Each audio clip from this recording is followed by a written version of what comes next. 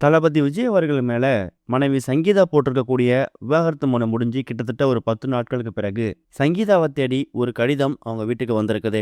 அதை படிச்சு பார்த்துட்டு சங்கீதா ரொம்ப எமோஷனலா ஃபீல் பண்ணது மட்டும் இல்லாம விஜய் மேல இருக்கக்கூடிய அந்த வெறுப்பு அப்படிங்கிறது இன்னும் கொஞ்சம் அதிகமாயிருக்குதாம். விஜய் அப்புறம் சங்கீதா இவங்களோட விவாகரத்து மனு மீதான விசாரணை ஏப்ரல் 20 நடக்க போகுது. எலெக்ஷனுக்கு 3 நாளுக்கு முன்னாடி இந்த வழக்கு விசாரணை வர்றதால இவங்க வழக்குல என்ன மாதிரி மாற்றங்கள் ஏற்பட போகுது, அது விஜயோட அரசியல் வாழ்க்கையை ஏதாவது பாதிப்பை ஏற்படுத்துமா அப்படிங்கிற மாதிரி பல குழப்பங்கள் ஏற்பட்டிருக்கு. இந்த மாதிரி சுச்சுவேஷன்ல விஜய் அப்புறம் சங்கீதா இவங்க 2 பேருக்கு இடையில வெறும் கருத்து வேறுபாடு மட்டும் ஏற்பட்டு அவங்க பிரிஞ்சிருந்தா பரவாயில்ல. விஜய் மேல மனைவி சங்கீதா கொடுத்திருக்கக்கூடிய குற்றச்சாட்டுகள் ரொம்ப மோசமா இருந்திருக்கு. அதுவும் ஒரு நடிகை கூட திருமணத்தை மீறிய உறவுல விஜய் இருந்ததாவும் இன்னமும் இருக்கிறதாவும் பலமுறை அதை பத்தி கண்டிச்சும் விஜய் அதை திருத்திக்கிற மாதிரி தெரியல. இது எனக்கும் என் பசங்களுக்கும் மன உளைச்சலை மன வேதனையை ஏற்படுத்தியிருக்கு. இப்போ நாங்கள் லீகலாக பிரியறதுக்கு முடிவு பண்ணியிருக்கோம். கடந்த ஒரு 2-3 வருஷங்களாகவே நாங்கள் சேர்ந்து வாழ்ந்தது கிடையாது. இப்போ நாங்கள் பிரிய போகிறோம் அப்படிங்கிற மாதிரி தான் அந்த மனு தாக்கல்ல அடுக்கடுக்கான குற்றச்சாட்டுகளை விஜய் மேல சங்கீதா வச்சிருக்காங்க.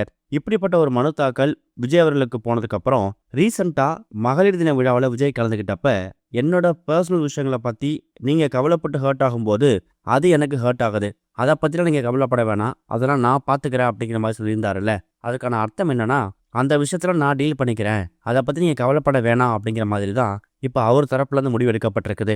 அந்த ஒரு காரணத்தால விஜய் அவர்கள் மேல மனைவி சங்கீதா போட்டிருக்கக்கூடிய அந்த விவாகரத்து மனுவுக்கான அந்த வழக்கு இருக்குல்ல, அதுக்கு பதில் மனுவா விஜய் அவர்கள் வக்கீல் தரப்புல நாங்களும் ஆஜராகிறோம் அப்படிங்கிற மாதிரியும், எதுவா இருந்தாலும் லீகலா ஃபேஸ் பண்ணிக்கலாம் அப்படிங்கிற மாதிரி ஒரு கடிதமும் அதுக்கான அந்த விசாரணைக்கான மனுவும் சங்கீதாவும் தரப்புக்கு விஜய் தரப்பு கிட்ட அனுப்பப்பட்டிருக்குதான். இப்படிப்பட்ட ஒரு மனுவை அதுவும் எதிர் மனுவை படிச்சு பார்த்துட்டு சங்கீதா ரொம்ப எமோஷனா ஃபீல் பண்ணது மட்டும் இல்லாம கண்டிப்பா அவர் பண்ண தப்பை திருத்திக்கிட்டு இதுக்கப்புறம் குடும்ப வாழ்க்கையில திரும்ப எப்பவும் போல இருப்பார்னு நினைச்சுதான் இந்த விவாகரத்து மனு தாக்கல் பண்ணோம். ஆனா எதுவா இருந்தாலும் ஃபேஸ் பண்றதுக்கு ரெடியா இருக்கேன், நீ என் மேல வழக்கு போட்டா அதுக்கு எதிர்மனு நான் தாக்கல் பண்றேன், ஆஜராகிறதுக்கு ரெடியா இருக்கேன்னு விஜய் எடுத்துக்கூடிய ஸ்டெப் இருக்கு இல்லையா, இது சங்கீதாவுக்கு விஜய் மேல இன்னும் வெறுப்பு அதிகமாக்கி இருக்குது. இது மூலயமா கிட்டத்தட்ட 27 வருஷத்துக்கான அந்த திருமண வாழ்க்கை இப்போ முடிவுக்கு வரப்போறது ஆல்மோஸ்ட் கன்ஃபார்ம் ஆகியிருக்கு. ஆனா விஜய் மேல சங்கீதா கொடுத்துருக்கக்கூடிய குற்றச்சாட்டுகள் எதுக்கும் இப்போ வரையுமே அவங்க நிரூபிக்கப்படலை.